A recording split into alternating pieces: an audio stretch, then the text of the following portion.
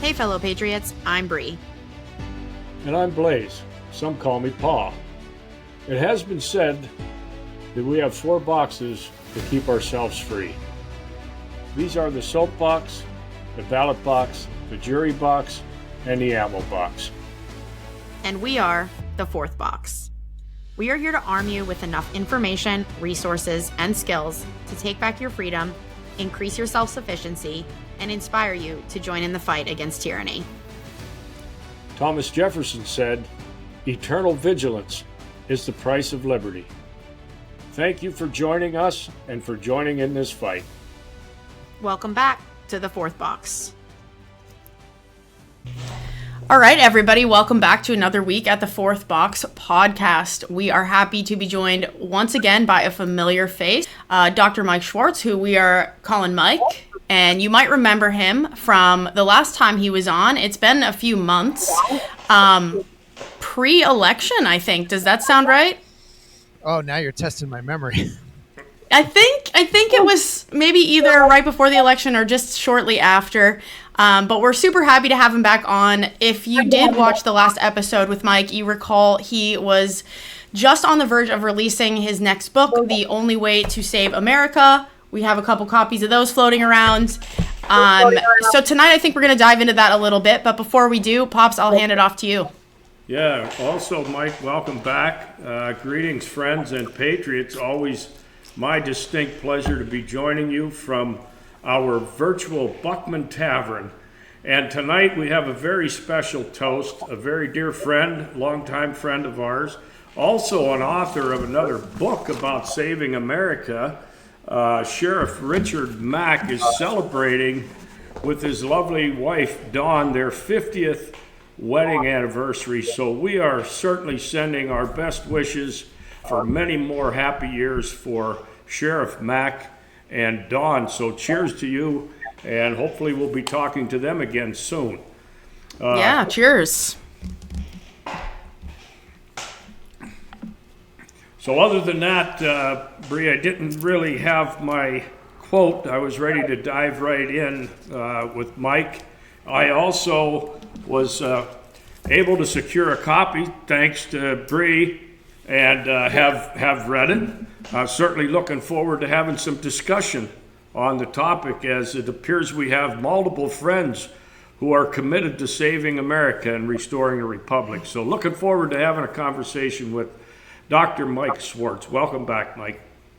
Thank you, guys. It's a pleasure to be here. You know, we had such a great conversation, and Bree's like, "You want to come on?" I'm like, "Of course I want to come on with you guys." It's probably one of the better interviews I've done, just because you guys are so patriotic. It's a great conversation always. Yeah, well, we feel the same about you. I mean, you don't go writing books like The Only Way to Save America if you don't feel some sort of patriotism. So I think we both enjoyed it. I was finishing it just today in time for this, so I was kind of slacking, but busy couple weeks. Pops, you were a little bit ahead of me on it, but yeah, I think we'll definitely have some good conversations to get into. But I think before we even do that, we need to catch up, because whether that initial conversation was pre or post-election, it was very near that time. So I'd like to ask you, Mike, how are you feeling now that Trump and his team are back in office? What do you think so far of the trajectory of things? Disregard the things that you put in this book, not thinking about this process, but just in general. I can honestly say in my lifetime, this is the best president I think I've ever seen. And I think for the country's ever seen. If you look at all the amazing things we've done, it was like on my show every morning, it was like waking up and it was Christmas, because you'd read a new headline and go, wow. But some of the things that we're doing, it's like, do we really, I can't believe we're talking about it. Like just certain things, I could go off on a tangent, but like, you know, men and women's sports, like, you know, certain things that you think would just be kind of common sense. So I'm glad we got a president that has some common sense and is doing the right things. But when you look at all the things we're doing in the first 4 months, and today we're recording this on the 20th, which is 4 months in office, you think, wow, I don't think anybody in my lifetime has ever taken the initiative to get this much stuff done. We got a long road ahead. Don't get me wrong. And there's people like us, because we are true patriots, that are going to hold this administration's feet to the fire. But we got an advocate finally for patriotism, for democracy. I'm going to say it to the Dems, and for the Constitution to protect this republic once and for all. Yeah, I think we largely feel the same. I mean, right off the bat, by addressing the border, which I think anybody with their eyes open recognized that this was a significant problem. It was tearing our families apart. It was tearing our communities apart. Thugs and drugs pouring across the border, and he went right after it. I think it was an excellent plan to have that a key piece of his campaign. Something that he went after, but as you alluded to, Mike, also addressing such nonsense as men playing in women's sports and all these other gender bender type topics.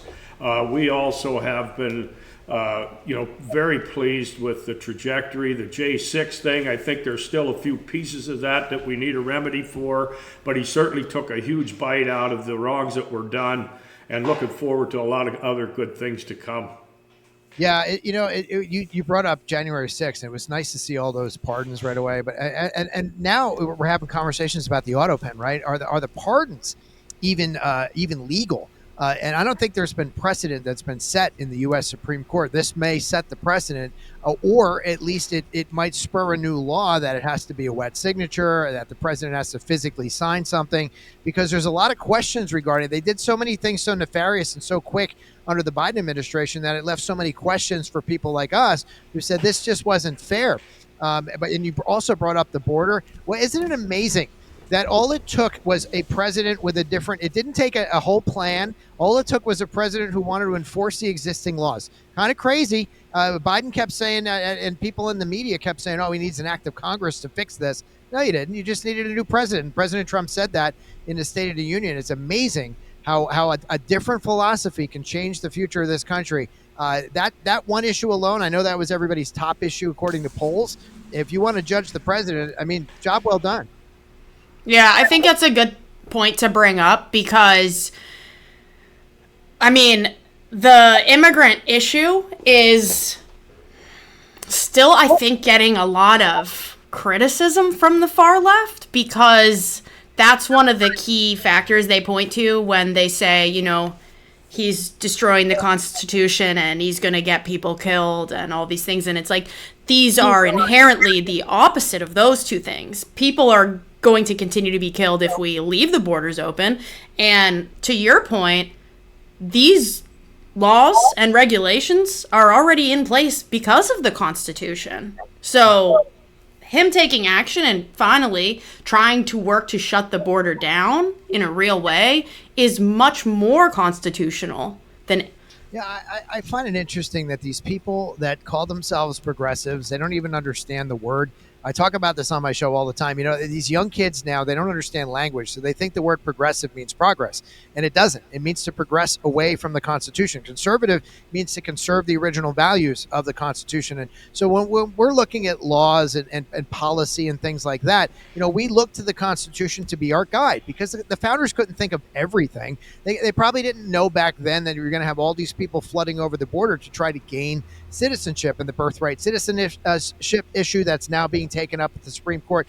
There's so much minutia that the founders couldn't think of, that you couldn't physically write down everything you could foresee happening in 250 years. So, but we at least use that as a guide for what we, how we understand the country, how we want to move it forward. And the other side, they don't even understand these issues. They start, as I brought up with the language, they don't even know what it means. And then when they start talking about issues, I mean, I say this to my audience all the time. If you ask the top issues of progressives, usually it starts with something that's, emotionally challenged, some kind of social issue. And when you talk to people like us and you ask, what are your main issues? I mean, I always say my first top button issues I wrote about in the book are term limits and the tax code. But then, you can go down the line. I was talking to my audience about it today, and they were saying the border. But things that matter to them are fundamental issues, and things that matter to we seem to be diametrically opposed on two different sides because the media on the left and the politicians on the left have successfully distracted people away from what the real issues are in this country. And that's kind of why I wrote the book and delved into it. And that's what you and I, all three of us, seem to talk about every time we get on a show together. Yeah, I was thinking, sure, as you mentioned there very early on while you were speaking, about the rule of law, and that's something we certainly like to look back to. And you know, if we were to stay confined within the 18 special authorities, the specific authorities that have been granted in Article 1, Section 8, I think 90% of the things that you addressed in your book, if we went back to those foundational principles, would be taking care of themselves if we left those things at the state level as they were intended.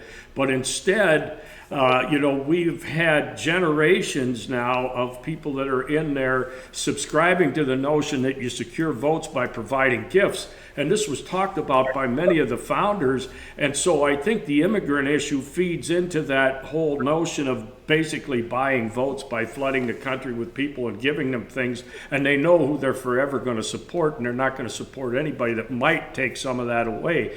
Well, subsequently, by opening the borders, you brought in all kind of other threats, not limited to thugs and drugs, but diseases and everything else that largely had been remedied in this country.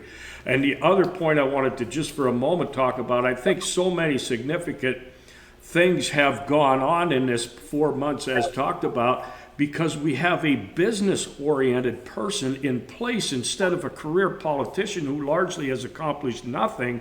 We have a person who has been in business his whole life and learned how to get things done without pandering to the crowd. And I think this is why we've seen so many things right out of the gates.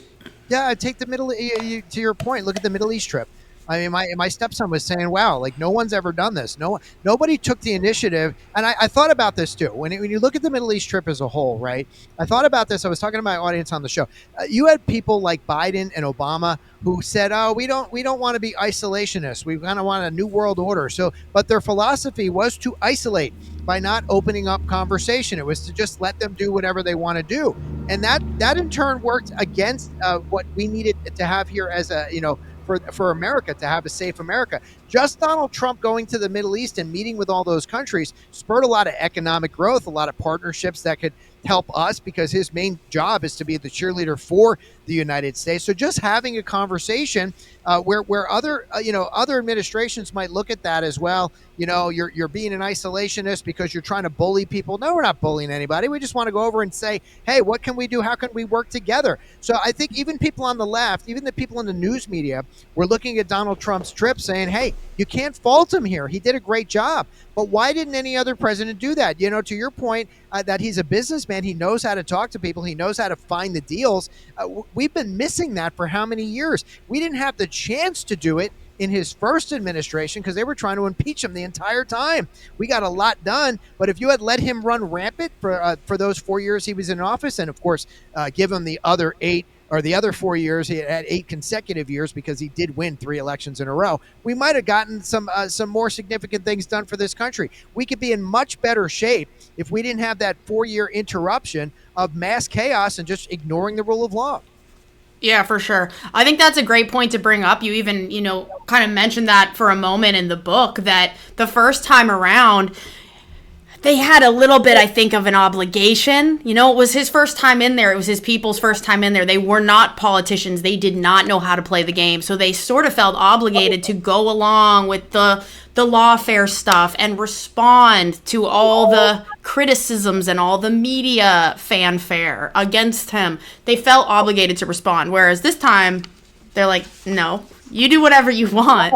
We're going to ignore that, and we're just going to stay focused on the plan. And it really feels like that's happening. And I think bringing up the Middle East thing is such an important one, because you mentioned early in this episode that it feels like every day, you see something that, wow, like that's another huge step in the right direction. And yet I do think there are so many people who don't feel that anything has been done yet, just because they're not seeing it. And I think there's a lot of people who would say that about what happened in the Middle East. And this is the first time in a very long time that it feels like the relation between that part of the world and this country is kind of starting to heal. That's going to be a long process, but it feels like Donald Trump, this racist, guy who hates all these other people of every other color and creed somehow has managed to go over to this part of the world and has approached them in a way that nobody else has done to this point, and has finally started to kind of open. Well, I mean, that's their MO, right? I mean, you brought up the word racist. I mean, that's kind of the left's playbook, right? If they say it over and over enough people will believe it. So they call us Hitler, they call us racist, they call us whatever they want to label you. That's their MO. But Donald Trump said, he's been this guy who came into office, and you're right, the first term, they were trying to just kind of not walk on eggshells, but they were being very cautious. And I've talked to his staff about this, and they all said that, we didn't want people to think we were a rogue, so we brought in people that were inside government to show you, like, hey, we're not going to burn it all down. We're going to work together. But that was the wrong approach. You had people like Reince Priebus, Rex Tillerson. You can go down the line of the folks that were there, and you name names. We all know who the deep state insiders were that didn't, want to upset the status quo. But now we're in a position where we say, you know what, we learned a lot. This is going to be a very I don't want to say dangerous presidency. This is a dangerous presidency for the folks on the left, because we know your playbook now. We know what's going on. We know how you're going to react. Look at how this administration reacts in real time. Look at how the campaign reacted in real time to get out in front of issues rather than being behind the issues. So the Middle East trip was great because, hey, look, this is our president. Here he is in action. You can obviously see he's not a racist. You can obviously see he's not an ist of any kind that you unless you want to keep saying it. But at some point, the folks in this country are going to have to pay attention to what's going on. All politics is local. I think Tip O'Neill said that. We might have mentioned it on your last show. And gas prices have a direct effect on people. Grocery prices have a direct effect on people. So when the economy does well, for the decisions that Donald Trump is making, when the economy does well because of the tariff situations or whatever everybody wants to scream about, if the Dow is 50,000 at the end of his term and everybody's got economic prosperity, I think it's a good thing that the next person in line from the incumbency party might do pretty well, because people will eventually start to wake up. At some point, we have to look at these folks on the left and fake news, MSNBC, and start saying, hey, you know what? You guys just don't get it. And maybe you do, and if you're trying to fool us, then that's nefarious, and we got to call out evil like that when we see it. 100%. Well, a couple other things come to mind while we were talking. I think just the posture of America on the global stage. Look at the way the India-Pakistan thing was addressed, and they already at least appeared to be down to a low simmer. The Russians and the Ukrainians are talking, Putin and Zelensky. Even China has a different posture now, I think largely to his opening volley of the tariffs. Whether or not it was real or meant to bring them to the table, it accomplished at least that. There's a lot of change in the air. And I think it comes from having a strong leader in place where we really haven't had one for a very long time. And now we have a leader who is not afraid to sit across the table with any of these people from other countries around the world and take a strong position. And I think that is what the returns we are currently seeing. Now, I did come up with a quote since we got started here. And this comes from one of our favorite, Mark Twain, and he said, politicians and diapers must be changed often, and for the same reason. So there was my quote. I got around to getting it in there, Bree. Yeah, that's good. That was a good one and worth bringing back up. I'm glad we got to circle back to that. I like that one. Yeah. I like that one a lot. All right, Mike. So let's a little bit. First of all, how did you come to include the things that you did? Who did you work with? How did you decide, like, these are the things that are most important to me? You kind of already mentioned your top two. As far as everything else, was this something that's kind of been in your mind brewing for a while, or were you just looking at the world around you and thinking these are the things right now?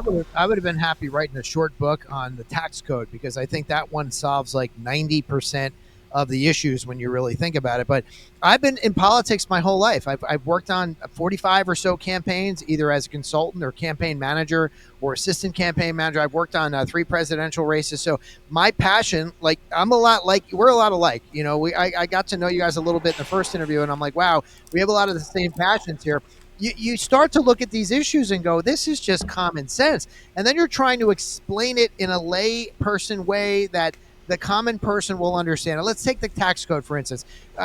That's my favorite one because, like I said, I think it solves 90% of the issue. So my position is to abolish the tax code as is. We got 70,000 pages, and the way it's structured is a way to confuse and pretty much disable any able-bodied person from being productive in this country. Your income tax didn't exist until 1913. That was the 16th Amendment. That was the start of the progressive amendments, and the founders never really intended people to have their income tax. I think it's theft, but people don't see it. People like my wife or my stepson, it just comes out of their paycheck every 2 weeks, and they're kind of desensitized to it. A guy like me who owns a business who has to write a giant check to the government at the end of the year, I get really nervous when my accountant calls and goes, "We have to talk." I'm like, I don't want to have the conversation. It's so unfair when you think about 40% of the country doesn't pay into the system at all, but yet they vote and they tell people like you and I that we have to pay our fair share. That's just not fair. And people have come up with different ideas.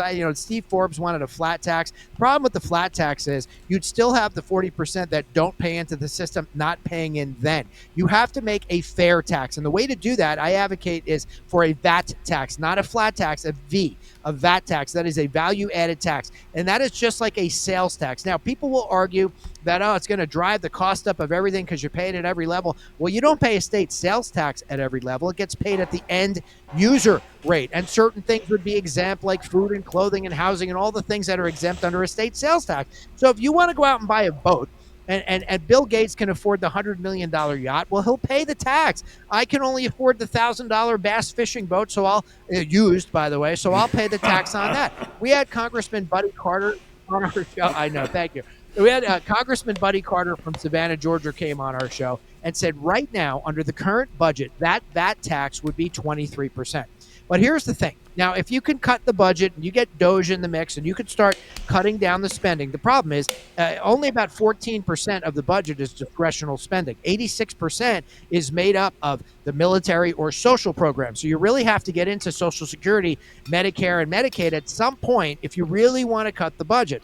But you look at what's being spent on USAID. Here's the biggest problem. Those 40% that aren't paying now, if they were paying a 23% VAT tax, now they have skin in the game. Now they're going to start complaining about, why am I paying this 23% VAT tax? And they said, well, that's the money we need from all the sales in the country in order to raise enough money for the budget. And they might say at that point, well, where are we spending our money? Because right now they're not asking about USAID. Right now they're not asking about where the budget is being spent. It's always the people on the left who are saying that you and I have to pay more and pay our fair share, that if you ask them where the money's being spent, they don't have a clue. See, I think it's very unfair to have most of the country, or not most, but 40% of the country yelling about you and I paying more when they don't even know where the money's going. That's pretty, crappy right there. And if you think about how the tax code is being used against each other, well, Kamala Harris will come out and say, I'll give you a $5,000 tax credit. The next candidate will say, I'll give you a $6,000 child tax credit, or make up whatever the credit is, a credit on your money. It's really a shame when you have to start pandering to an audience of voters to give them credits on their own money. Get rid of the income tax, do a combination of tariffs and a VAT tax. Maybe we can get that VAT tax down further if we do some tariffs like President Trump is doing. But if everybody has skin in the game and everybody's paying fairly, that will solve 90% of the problems in this country. Yeah, precisely. And I'm glad you got around to that, because really the way the book reads, and we like to view everything through the constitutional prism here, the book says that the federal government does have the authorization to tax, but it must be uniform. That to me sounds like a fair tax. Uniform, everybody got the same, whether it be by percentage. But that's the suggestion that's made by the constitutional authority that is granted at the federal level. Secondarily, if we cut out the programs that are not constitutionally authorized, I mean delegated, such as the 10th Amendment says it must be a delegated authority. The majority of the government programs they have no authority. So most of that spending could be whittled down. To your point, it could certainly be funded by tariffs and a uniform tax distributed amongst all of the folks, instead of picking these select few that don't have any skin in the game, and we got to flood the country with thousands and millions more so that we pad that side of the equation. That's leaning us into the democracy and completely away from the republic.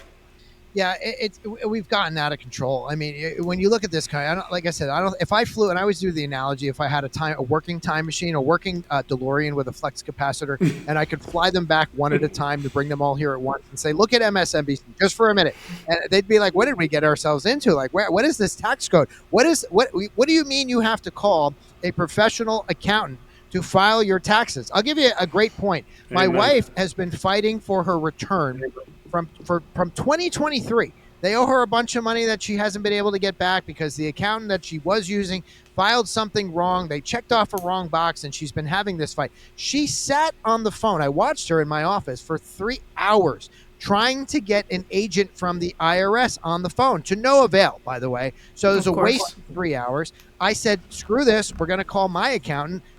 He's got backdoor channels. They still had to spend another 2 hours to figure that out, but they were able to figure it out. She still does not have the money, but the process has been moved along. But it's really a shame when you've got to call professionals and pay them to get your own money back from the federal government. And then the agency that you call, you can't even get through to a live person. She got hung up on. She got disconnected. She called the wrong department, apparently, from the number she was given. The minutia of this should be enough to tell people enough already. And look, we don't have the option. I do as a business owner to say, screw it. I'm not paying, right? And then I'd go to jail. But if everybody had the option to do that, I think a lot of the government would say, oh, we got to come up with a different system here. And if you just charge the businesses like mine with collecting the VAT tax at the end of the sale, it makes life really, really easy. All you got to do is you're gonna shrink that IRS. You could probably eliminate it almost entirely. You might have a small force that has to police the businesses for collecting the money, but at least it would be fair. And the folks that aren't paying, they don't have this argument with you. They don't care. They're sitting in La La Land talking about trans issues or women in sport, whatever that push button issue is that they have. And you and I are sitting talking about real stuff that could fix this country once and for all. Yeah, well, I think that's great, all the different points to that you bring up, because one of them that I don't think of is the fact that when people start paying a tax, even a small one, who are paying nothing right now, their priorities come back real quick. They're not worrying about those other, B-list issues that they're focused on currently, because all of a sudden they're paying money too. And now they're mad about the same shit we are. Imagine such a thing. And I think that's really the beauty of this. Like, one, we solve a lot of big problems, but two, we refocus. Bree, do you know how many conversations I have with young people? I had one up in Tampa not that long ago. I was on the top of a rooftop bar with a whole bunch of people from the Yankees, and there was a lot of young guys around, and we were chatting, and we started talking about this because there's a lot of patriotic people that just, they don't really know the ins and outs of the issues. And I started talking about this very issue, and they said to me, well, you can't do that. And I said, why? And they go, well, that's the way it's always been. You can't turn a big ship. And I go, it's not the way it's always been. I explained to them that we actually went to this system after the founders never intended it, and the whole 1913, 16. And once I got done and how passionate I was, they're all looking at each other going, wow. And of course, one of them said, you should run for office. And I went, no, never do it. Because you're never going to get anything done. Yeah. But I mean, when you wake them up and educate them to where these issues are, it makes sense. I mean, I talk about term limits. It's like an 80-20 issue in this country that we all support term limits. And then, of course, the argument I get from people is, well, we can't do it because they have to vote it in and they don't want to lose their job. So I made a very simple proposal: grandfather themselves in. Now, I don't know if they could do that if they bring a constitutional amendment up for term limits, but if they agree to term limits and they grandfather everybody in 40 years, the last person, the living person who was there, the last person that was grandfathered in will finally die. And then the next generation, your generation for your kids and kids' kids will finally live under a system where we're not in some bloated swamp. I mean, these are simple things. You ask about, and I don't want to delve off into all these issues, but you asked me why.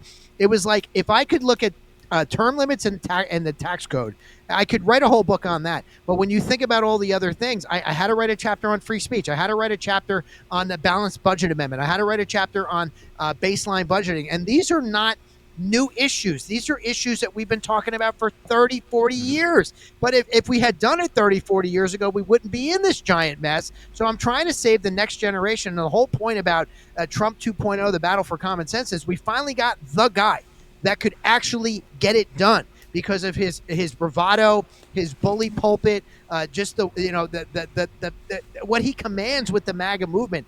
This is the one guy who could fix this, and if we don't do it now, we're screwed. Follow up with Well, Mike, you just give me so much ammunition to continue down this path. A couple of points I wanted to make. You made one that was absolutely huge to me, and that was you mentioned you had to educate the young people. That in itself, if the young people were educated, we could probably have term limits because everybody that would go to the ballot box wouldn't keep putting the same people in that got a 13% approval rating. Maybe we'd put somebody in different.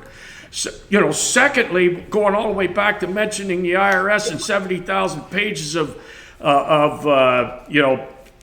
codes and statutes and all these things. I think, Mike, I'm going from memory here from our last show. I think you mentioned you were a police officer for some time, if I'm correct. Well, I was too for some time, and one of the things I learned while I was on the job, and I think the IRS mirrors this, I could stop any car going down the road and find a reason to give them a ticket, and I think the IRS is 70,000 pages long, and it's for the same basic reason. It provides loopholes for the favored sons, and the rest of them, they can find a way to drag you through the mud.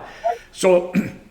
But the big overarching point that I wanted to make is education, and if our kids were educated about the points you made, like income tax didn't come into place until 1913. Up until that point, the government funded itself. By the way, we only had one president that ever balanced a budget and took it back to zero, and that was Andrew Jackson. And everybody else since then has been running budget deficits. But if we, the people, were educated instead of steered away from knowing what this thing is supposed to look like by the very education system that is also part of the swamp, perhaps we could fix it by the means that the founders had in place, and that was change these people out every 2 years at the House and every 6 years at the Senate. They're not supposed to be in there for the rest of their life.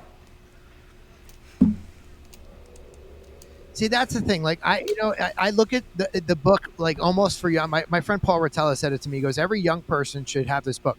And I feel like I'm almost doing guys and gals like you guys a disservice because, Bree says, oh, I read the book and yeah, I enjoyed it. I'm like, yeah, it's because you know all this stuff already. I'm reiterating everything you know. So you're not going to be like, oh, I learned a lot new. You learned some things that were new, or maybe my opinion on things or the way I spun it. But this is like the conservative handbook.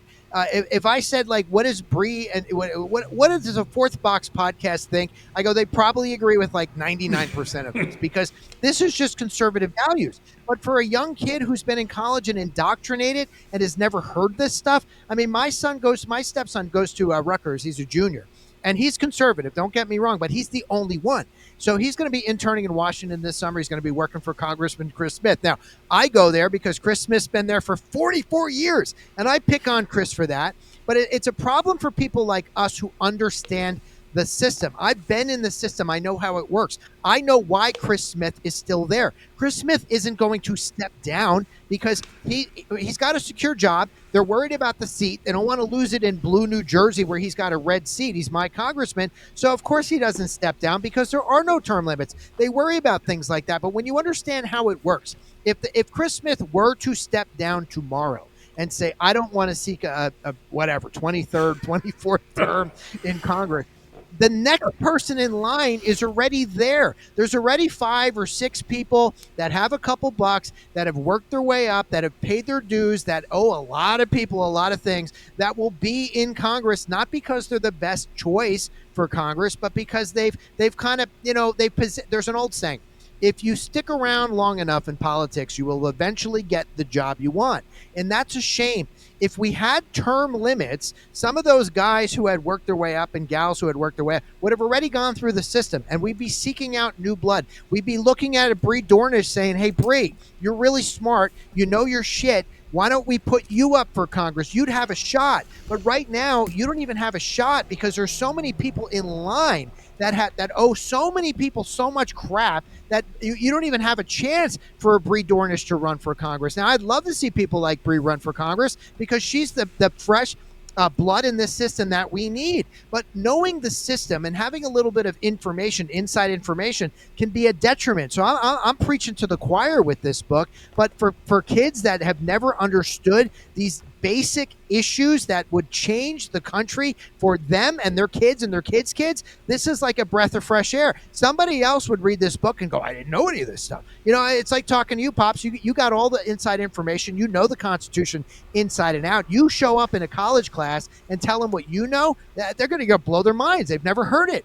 So my son will come back from college saying this woke professor wearing a mask, trying to kind of lead us down the road of I know all this BS already. You've got 30 other kids in the class who are nodding their head, and they're all indoctrinated. They will never even pick this up. They think this is MAGA propaganda. What this is basic common sense to fix the country. That's it. It's not spin. It's not like going off. It's not a Project 2025, although I bet there's a lot of this in Project 2025 if you want to bet money on it, because these issues aren't going away. They're not old.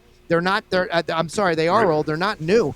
These are issues that people like us, smart people, have looked at and said, why are we not doing this? This is common sense stuff.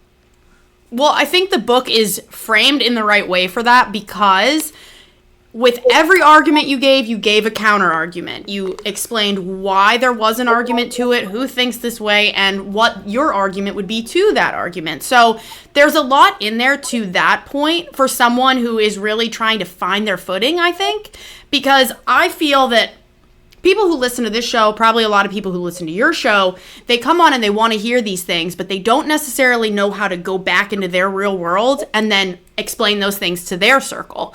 So that's cool. The message is getting out there, but how do we grow it? And I think you do well in this book by doing exactly that. You set them up with the foundation. Like, this is all the ammo you need to explain this point. If I don't care, maybe there's only one thing in this book that you really latch onto, you'll be able to explain it, or at least have a really good understanding of where to start, so you can start doing your own research and dive into these topics further. So I thought that was really good that you included those arguments, because a lot of people need that, or they do feel. I appreciate that. I stole, in the back, I did a Cliff Notes thing, if you saw that, and I stole that from my friend Hannah Faulkner. She released her book right before mine came out, and she had this little Cliff Notes thing, and I went, that's brilliant. For people who forget, have they have like OCD, or they have short-term memory. They just don't, what was that thing? They could flip to the Cliff Notes and go, oh yeah, chapter 1, here's 5, 6, 20 great points that I could remember from chapter 1. And I went, okay. So I told Hannah, I said, I'm stealing your idea, but it's even dumbed down for people that don't have a lot of time. If you have to go to a debate in college and you're talking about, I don't know, the balanced budget amendment, you could flip to that chapter and go, here's some salient points that I could bring up that make a lot of sense. But, my passion isn't, look, books don't sell. Everybody knows that. Books are like, my publicist goes, don't write another book. She always tells me that. She goes, do something else. I'm like, all right, whatever. This was something I wanted to do. This was something I really wanted to do in my wheelhouse, something in the back burner. I didn't want to write about COVID. That was like, happenstance. And then, of course, 2 books. But this was something I wanted to do because I really want kids like Jaden's age, or adults that don't understand it, like you said, that want a couple points to go out and argue. I wanted to put it all in a book form so they could go, oh, I get it. Like the light bulb went off. Like, why are we entertaining this tax code? Why are we picking winners and losers? Why are we giving child credit? I just read one yesterday, and I went, and I'm gonna go on a stretch here, not a long one, a short one. But I read something where they were talking about a child tax credit for people who had 2 or more kids. Well, my wife had 1 kid, and we can't have more kids. So isn't that kind of, I'm going to go out on a liberal thing, isn't that kind of discriminatory for people who can't have more kids? They get a bigger tax credit than somebody like me.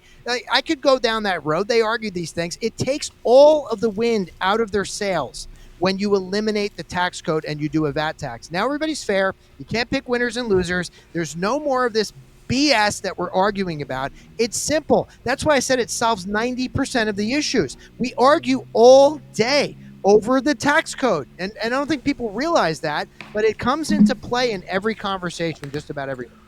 I think largely it neutralizes all of those 40% that put nothing in but receive a benefit and are never going to vote for anybody that would threaten any of those things. I think it neutralizes that. But I wanted to circle back to the point about the book, and you suggested that nobody buys books, and that might largely be so. But so do you have other avenues by which we can get this information in front of? Because the real salvaging of this country is going to come from the young people, Bree's age, and in around that peer group. I'm committed. I believe that for a long time. We got to get that under 38 to 40 crowd. We got to get them engaged, get them involved, and we got to get them educated. So if they're not buying books, how do we get this kind of information into the hands of those that are going to be the decision makers coming up? You guys are doing a great job of it, right? I mean, you got the Fourth Box podcast, you got the Mike Schwartz show. We try every day. We all have our little audiences, and maybe we're not up to the Dan Bongino, audience size that he had on Rumble. He had 3 million followers. I'd love to be there. You'd love to have that, but it's tough. It's tough unless you have a show on Fox News or Salem Radio or somebody where you can gain, because the mainstream, that's what people gravitate to. That's how people knew Dan Bongino. They wouldn't really know who Dan Bongino was if he wasn't on Fox News for all those years. And he brought that over to Rumble. He did a great job, and now he's a great pick for the FBI. But you can watch the Mike Schwartz show. You can go to my website, michaeljschwartz.com. I mean, look, all of this stuff leaks out on my show. We talk about this every day. I mean, and my audience is great. I love doing the interactive shows because I talk to a live audience every day. And I read the chat, and I include them in the show, and I'll ask them sometimes, like, what do you guys think of this? And we'll just read it off. And it's nice to have that instantaneous feedback from a live audience. So I love doing it that way. But that's the best way. Like, I could sit here and write books all day. If nobody's going to buy them, nobody's going to hear it. I got to do shows like yours. I got to go on my show. I do 8 shows a week. But it's a struggle. You know that. Look, I'm not gonna. I don't know if I'll ever be, or you'll ever be, with the audience that Dan had, or Joe Rogan has, or something like that. But I think people are starting to at least turn to shows like ours because we tell the truth. We're educating them with facts and figures, and not rhetoric and BS every day. And you're starting to see that. I wrote about that in my book too. I wrote about how people are starting to turn away from mainstream, but I also wrote about how many people identify with the Democratic Party and Republican Party in the media. And those numbers were stark. I don't remember what the actual figures are. Maybe you guys do because you read the book recently. But, it was like a huge number of people in mainstream media identify with the Democratic or progressives. And then it was a very small sliver of people that identify as Republicans. And that number has gone down over the last couple of years significantly to single digits or something. So when you have the media stacked against you, I think people are starting to wake up and go, well, maybe let me tune into this Fourth Box podcast and see what's going on there. Let me try the Mike Schwartz show and see what they're saying. And I pick up new members every day. I was featured today on Rumble, and I saw a couple new people in the chat. We always try to welcome them. And they were like, this is a great show. You got a lot of great information, great energy. And I'm like, great, stick around. So if we do it one at a time, I guess we'll have to live by that. But in lieu of that, unless you guys got ideas, I'm open to them. Yep. I think your idea of putting cliff notes in the back of the book was a good one because that caters to the younger crowd. Let's just be honest. Like, it's instant gratification. It's short attention spans. Everybody's on TikTok time zone. So that means, this book is like 200 pages. Like, it does not take you long to read. Right. But for somebody who has 60 seconds to invest in information, the Cliff Notes, that comes in handy. That's good. Everybody, she's got a book out too, and it's very different than mine. But I give all the credit to Hannah Faulkner on that one. Well, it definitely caters, I think, to the short attention span crowd. Not knocking anybody who buys the book and goes straight for the Cliff Notes. Just saying that. But all right, so let's ask this then. With the things that you wrote in the book, and once again looking at the Trump administration so far, do you think we'll see any of these ideas that are written here come to pass in the next few years, at least in some capacity? They've talked about just about every issue in this book. Howard Lutnick and Scott Bessent, Howard Lutnick especially, are on the exact same page as me when it comes to the tax code. So he's pushing the president in that direction. He's spoken on that openly. I think they're doing it in small increments. For as much as we talked about that first term, and they didn't want to upset the apple cart, I think they're taking a measured approach when it comes to this. So you're going to see no tax on tips. no tax on overtime. Then you might see no tax on Social Security. What's the next relevant thing? What's the next logical step? It's no tax on income, because technically income tips and overtime is income.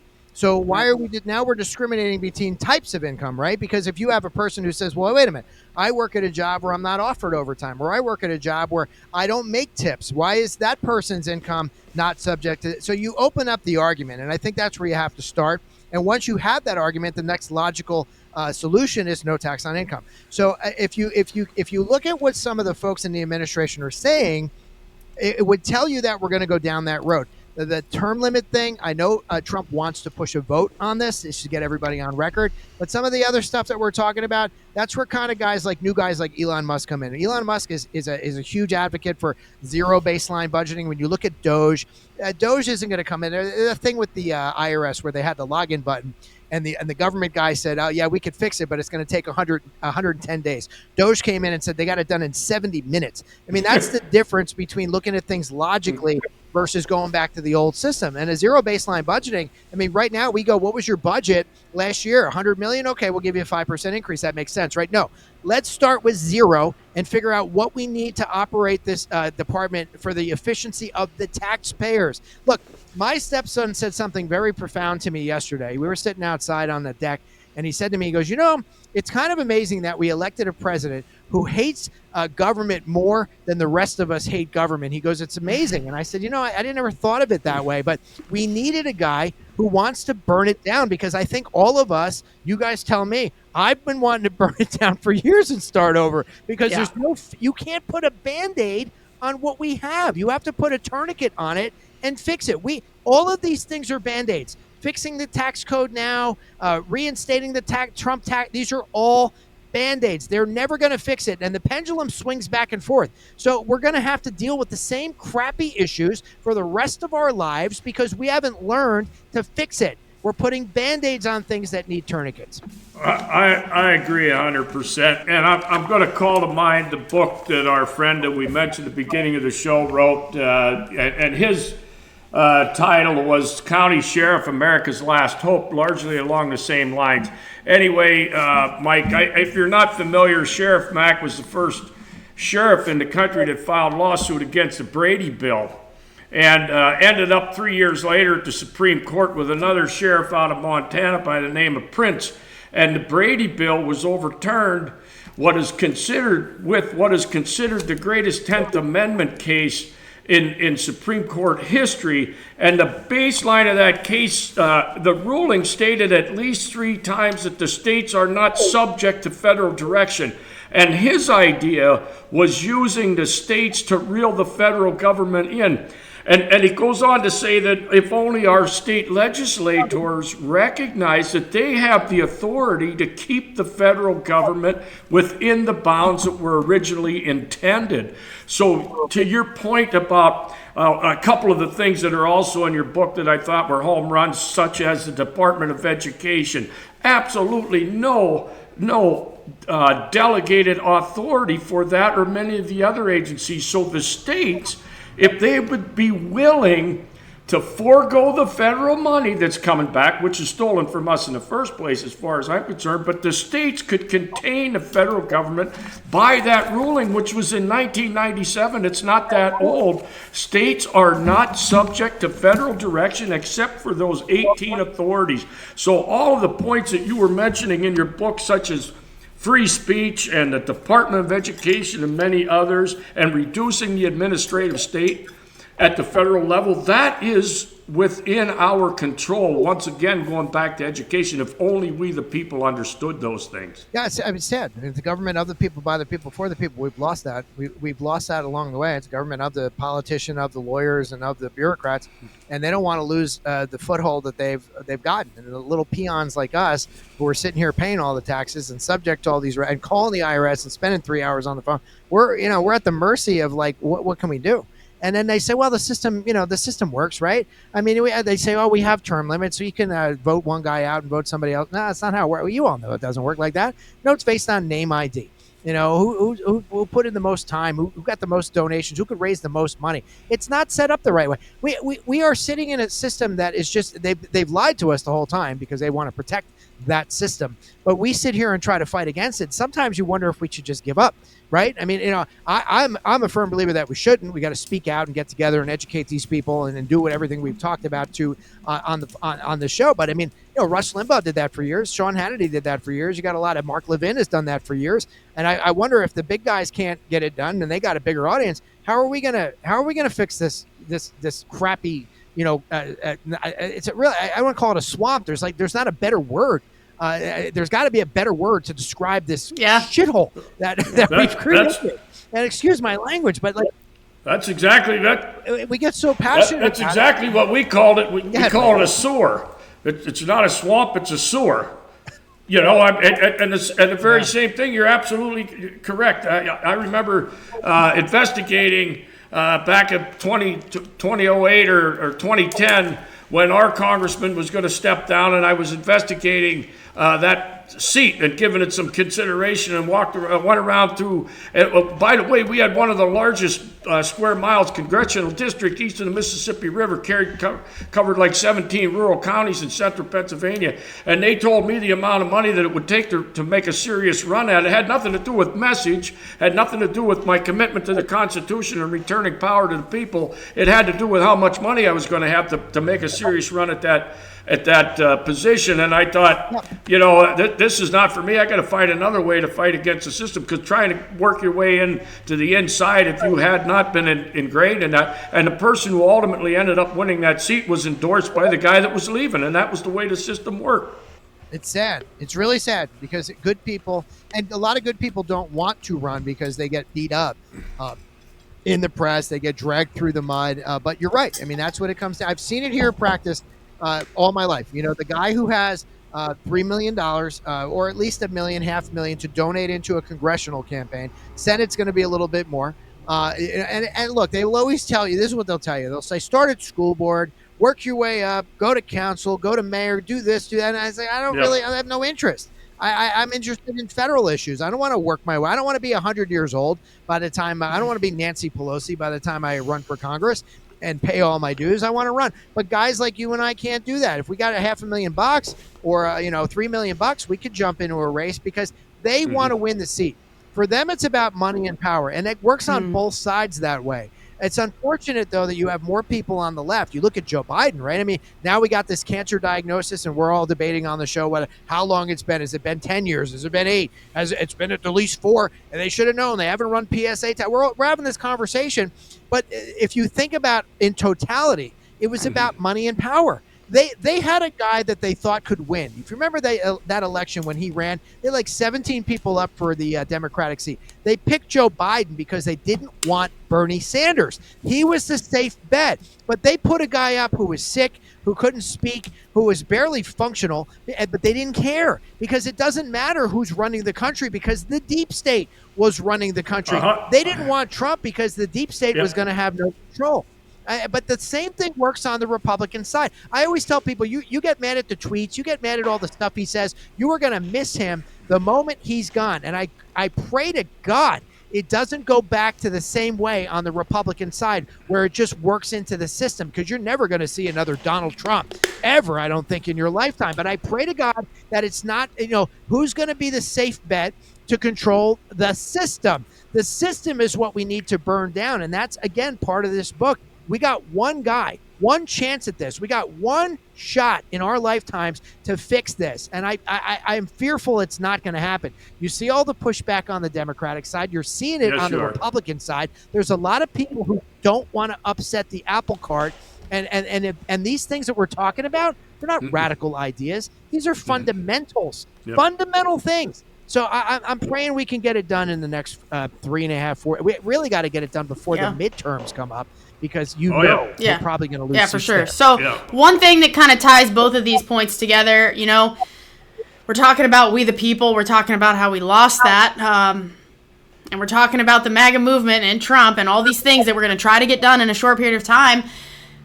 Mike, do you feel that MAGA momentum that we all felt election night and the day after election night, do you feel like we've lost some of that? Because, yeah, things are getting done, but there's a lot of people who I kind of thought were going to be either rah-rah this or I'm not such a big fan of that, and I just hear nothing.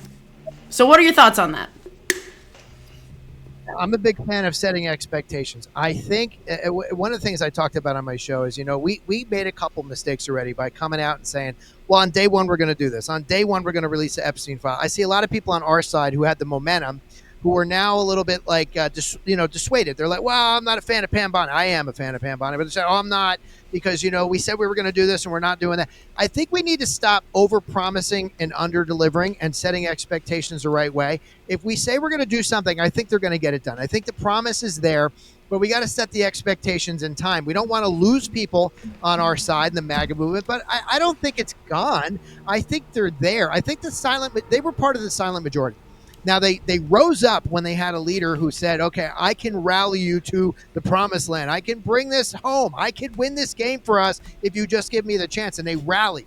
And they rallied in full force. You see these rallies all over the country, and there's thousands of people, rah, rah, rah. There are always going to be a couple people in the middle who are not satisfied no matter what we do. Donald Trump could save the world. He could save a baby. I said on TV he could cure male pattern baldness, and you'd have bald people still saying, I'm not taking that cure, because you're always going to have that people. There are crazies on the left and there are crazies on the right, but there are more crazies on the left by far. Mm-hmm. We just have to set expectations and communicate the message and what we want to do in a time frame. Now, part of that, though, Bree, is Donald Trump and his administration is keeping the left off guard. So a lot of what we do is to gaslight them. And we're doing it on purpose, because every time they have an issue that they want to drill into and have a protest at some school, the next thing you know, we will release something to distract them. Because we've learned in our short lifespan that Democrats and progressives are easily distracted.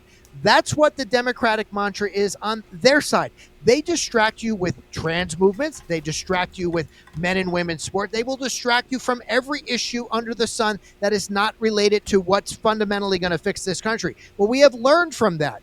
We know they're easily distracted. These people are like, squirrel, where's the squirrel? They don't care. New shiny object. We've learned. And if you watch the Trump administration right now, every time they dig their heels into an issue, we distract them. We, as a MAGA movement, or whatever you want to call us, conservatives, constitutional conservative, we need to stay focused. That's why I personally will not get distracted on my show. A lot of times there's an issue that will come up, and I will just not talk about it. I always tell different people that when I'm doing a show, I'm not going to talk about something I don't know about. But when I do know something, I'm going to talk about it passionately. So I'm not out there parroting the BS. I'm trying to stay laser focused on what we need to do to fix this thing. And if enough of us can do that, we can play along with the Trump administration trying to distract the left, and we can get some of this stuff done. I think that's great. I would think part of what we've seen is what was talked about earlier in the show tonight. There's a certain amount of people, whatever side of the line they're on, that are that within that short attention span. So Trump got in, everybody's real excited. Then they went back to what their everyday life consisted of, and probably backed away from the issues a little bit, but I don't think they went away. I think if there was a call to arms, I think those folks would be there for us in support of restoring the republic and constitutional order. I think that's a big part of it. I think people are so caught up in just surviving today, feeding their family, and dealing with unending regulations and unbearable tax codes and all these other things, that they go back to focusing on just surviving. But I think there's still a big contingent out there that is willing to fight for what it's going to take to get this country back on track. I did, Mike, if I could, I wanted to talk about an issue in the book, election integrity, kind of shift gears a little bit,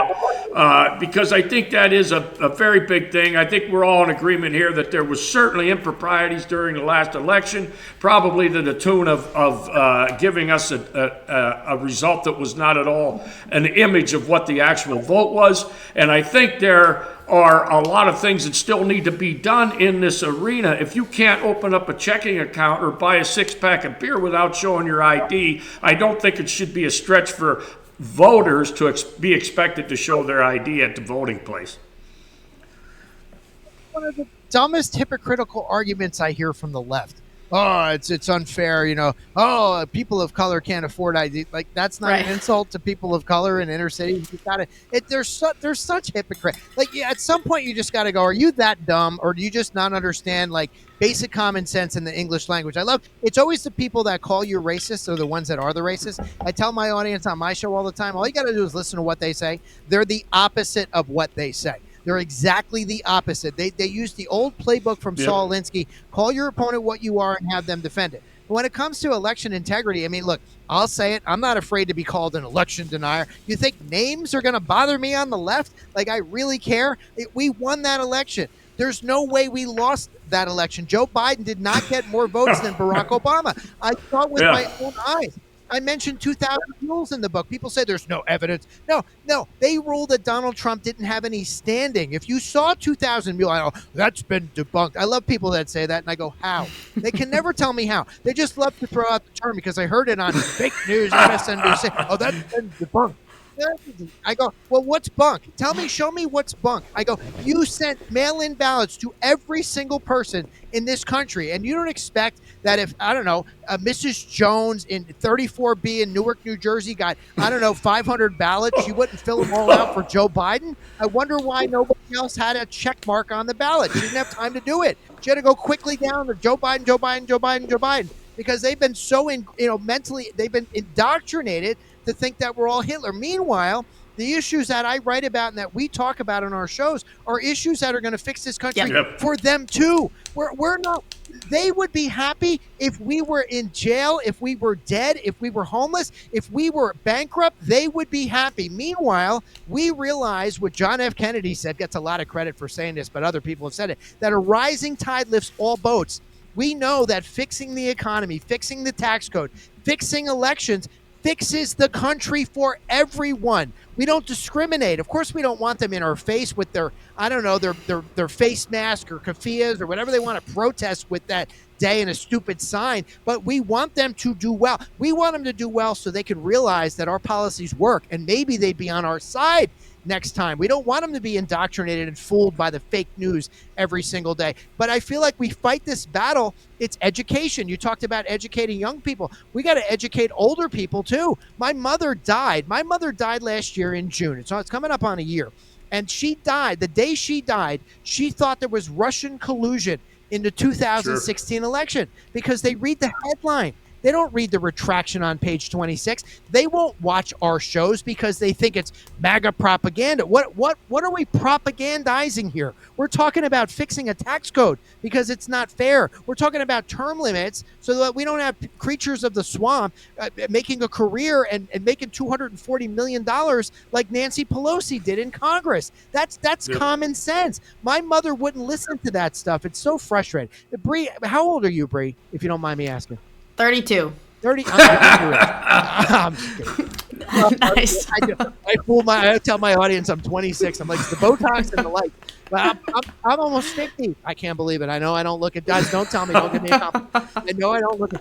But I'm going to be 50 years old this year. And I look around and I think, my God, like what have we done? When I was your age, when I was younger than that, when I got involved in politics in my early 20s, I'm thinking, wow, like there's so many solutions. Like if we just show them the light on these things, like if we walk them through the process, right, and we make them understand it, we could get all these people on our side to really fix the country. And then when I realized there's this greater machine that's working against us that I never really expected when I was younger, but a machine nonetheless that really wants to, like lawyers, and I think I wrote about it somewhere, either in one of my books or the articles, about delay, deny, and defend. And that's pretty much what the other party does. No matter what we do, no matter how good the idea is, no matter how much it could solve the world's problems, they will delay, deny, and defend because they have a nefarious agenda. Until we all start to realize that, we're never going to get anywhere because you're just part of the machine. You're part of the you're one of these sway voters, these middle 20, 40, whatever, 20% really, that is going to get influenced by rhetoric. And if you're watching mainstream, well, the mainstream, look at what they did with Biden. I mean, now they're admitting that they were wrong after all that time, after all of us saw the incompetence, the cognitive issues that we called it out. They would call us liars. It would be a MAGA hit job. It was fake news. It was deep fakes. That's what they called it.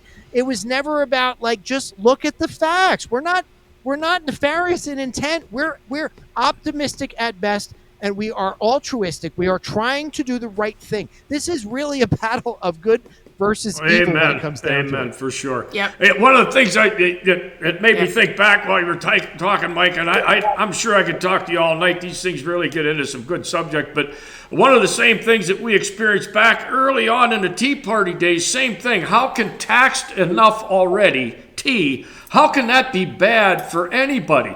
But of course, all the name calling, all of the same things you were just talking about happened to the Tea Party. It basically rendered them ineffective after the first year that we helped put people in Congress and other places. They were able to kneecap us through demonizing us in the media, and the whole notion was taxed enough already. How does that not appeal to everybody?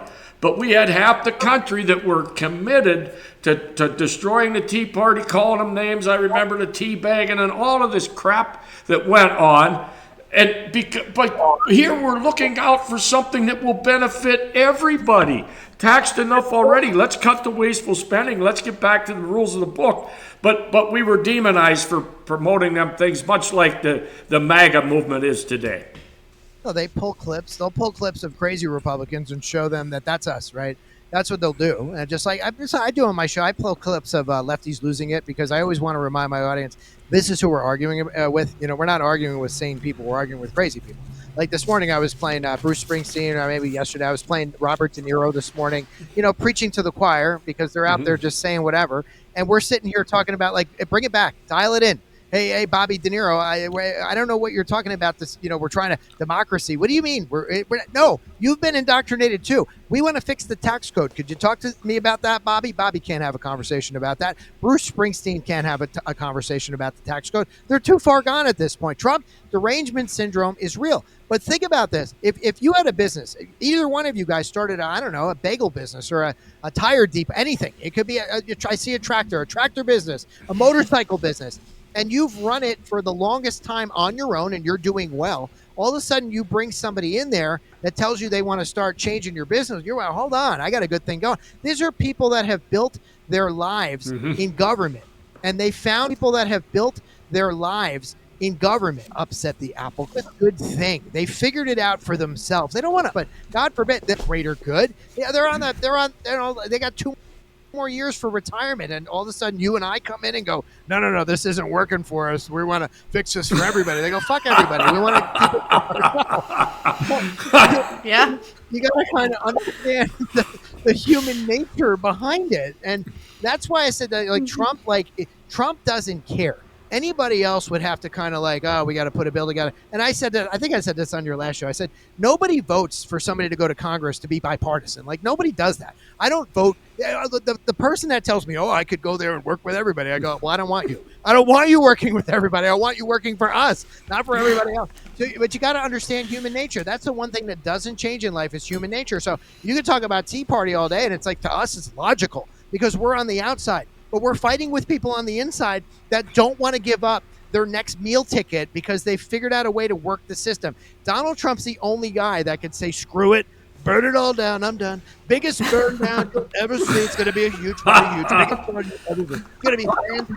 And quite frankly, best party. They say it's the best. I shook more hands in the Middle East, most hands, and any president, Guinness Book of World Records. That's the guy that could do it. I know everybody looks at that and goes, what are you talking about? That's the guy that could get it done. Yeah.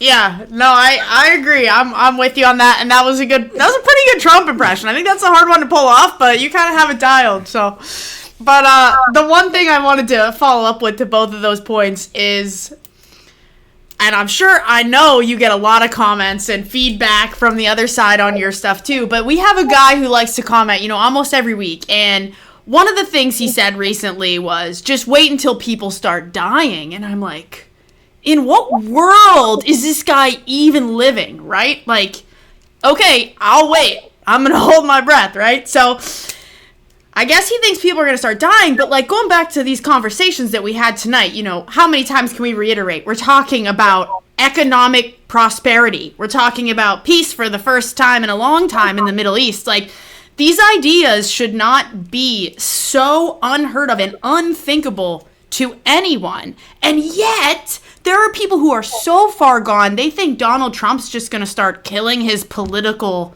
opposition. I don't know what is even happening there. But to your point, we have to know who we're arguing with, and we're arguing with crazy.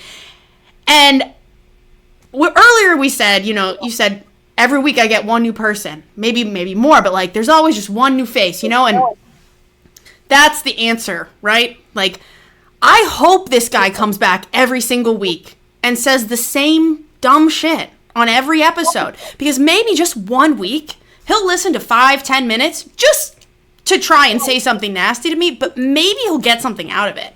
Like, maybe he'll realize nobody's dying, nobody's being murdered, or whatever conversation he's having in his head.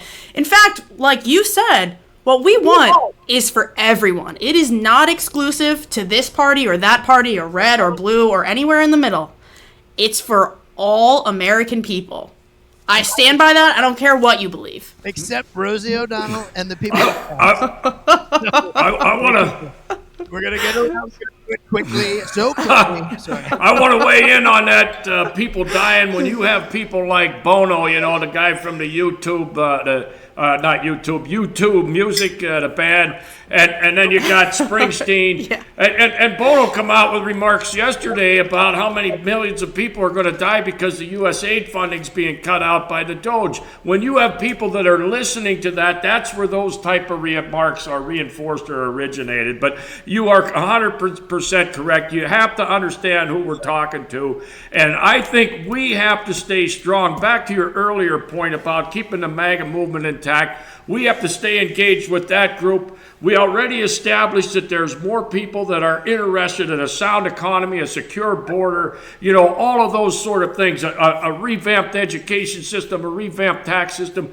That is what put Trump in office. That group is still out there. These fringe elements on the outside that are screaming for guys to be competing with girls and all the rest of this nonsense. I think we already established that we are the majority now. We don't have to listen to that anymore. We can ignore it. But to your point, Bree, I hope they do come, and I hope they offer remarks. It means at least they're listening. Yeah. I bet them, Bree. I have a guy. I'm doing a radio show tomorrow in Canada. His name is. I'm glad I said that because I had to remind myself. It's at 9:30 in the morning. It's called the Jack Berkovich Show. It's on Sauga Radio in Canada, and it's funny. He loves having me on, so he gets me on every couple weeks, and I don't know why, because he fights with me on air all the time. And he goes, "Oh, I love this. This is great. You got to come back and do it again." I'm like, "All right." So last time I was on, he goes, what did he say to me? He goes, he said, this is what's going to happen. And it was Donald Trump's third term. He said, they're going to change the Constitution, and Donald Trump's going to run for a third term. And I go, that's not going to happen. I said, if you know the system and how it works, I said, I will bet you 10,000 American, not Canadian, dollars that won't happen. And then he said to me, he goes, well, if that doesn't happen, and he goes, he took the bet. And he goes, if that doesn't happen, he said, Donald Trump, he goes, Vance is going to run and win and then step down and appoint Donald Trump as president. I said, I will bet you another 10,000.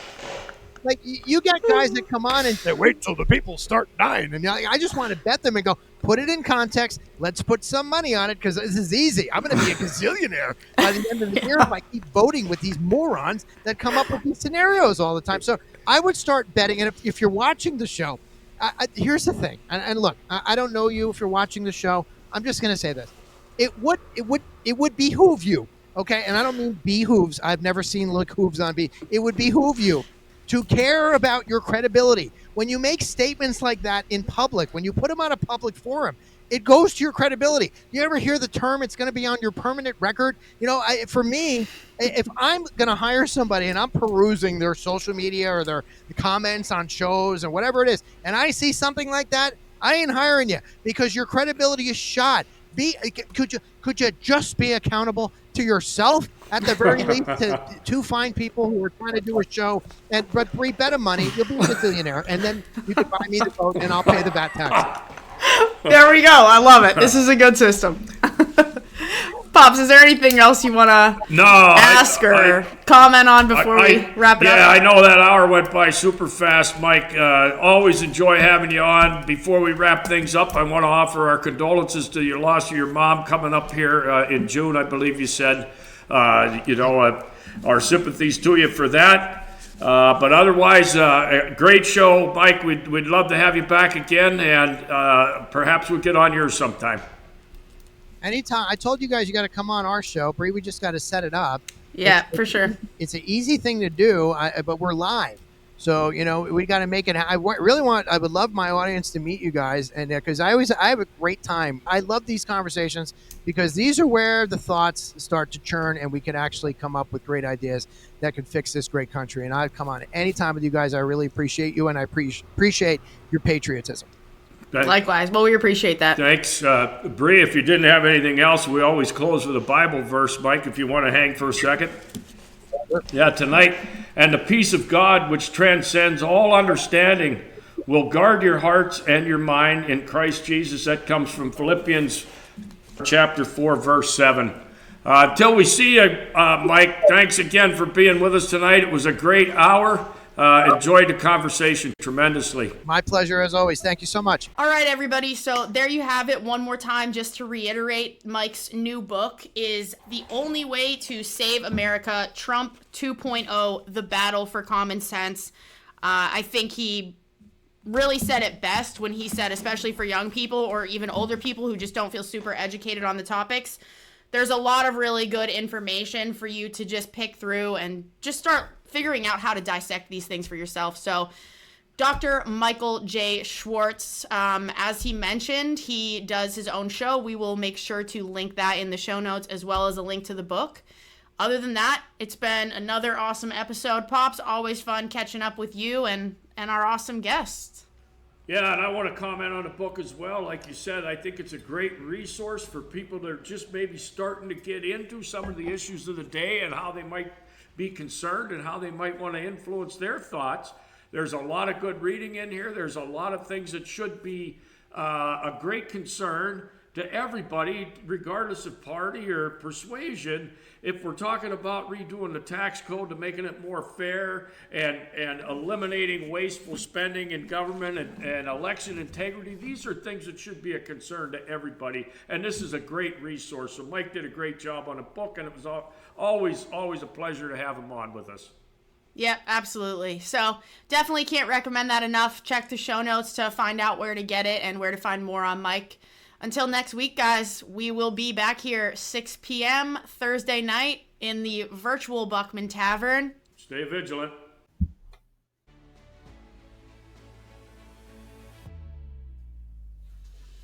Thank you so much for listening. We really do appreciate the support and truly love getting to share this message with anyone who wants or needs it. The best way for you to support the show is to subscribe, add a rating, and share with everyone you know. You can find us on Instagram, X, and at thefourthbox.com. We'll see you next Thursday at 6 p.m. Stay vigilant.